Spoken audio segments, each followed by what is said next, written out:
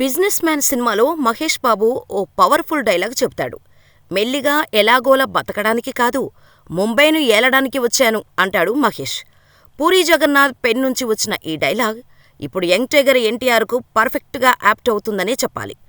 ఒక్క war 2 cinema మాత్రమే చేయడానికి వెళ్ళినట్టుగా లేదు, బాలీవుడ్ను ఏలడానికి వెళ్ళినట్టుగా ఉంది.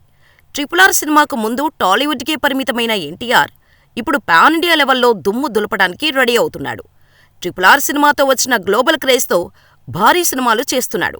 మోస్ట్ అవైటెడ్ ప్రాజెక్టు వార్ 2తో బాలీవుడ్ ఎంట్రీ కూడా ఇస్తున్నాడు టైగర్.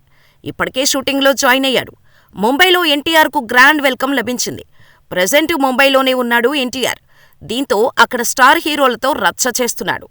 అసలు ముంబైలో ఎన్టీఆర్ క్రేజ్ చూస్తే దిమ్మ తిరగాల్సిందే. హైదరాబాదులో నైటౌట్లు, పార్టీలకు దూరంగా ఉండే ఎన్టీఆర్ ముంబైలో ఇలాంటివి కామన్ కాబట్టి అక్కడ అదే ఫాలో అవుతున్నాడు. లేటెస్ట్గా బాలీవుడ్ స్టార్ రణబీర్ కపూర్, అలియా భట్, హృతిక్ రోషన్తో కలిసి తన భార్య ప్రణతితో డిన్నర్కు వెళ్లాడు ఎన్టీఆర్. అక్కడ టైగర్ ఎంట్రీ ఇవ్వడమే లేట్ అన్నట్టుగా ఫోటోల కోసం ఎగబడ్డారు అభిమానులు. ఓ లేడీ అభిమాని తన బర్త్డే అని చెప్పడంతో ఆమెకు బర్త్డే విషెస్ చేసి ఫోటో కూడా దిగాడు ఎన్టీఆర్.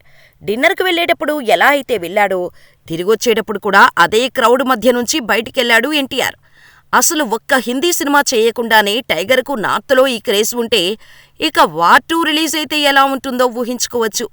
ఖచ్చితంగా ఫ్యూచర్లో బాలీవుడ్ హీరోలను డామినేట్ చేసి ముంబైను ఏలడం గ్యారంటీ అని అంటున్నారు నందమూరి ఫ్యాన్స్.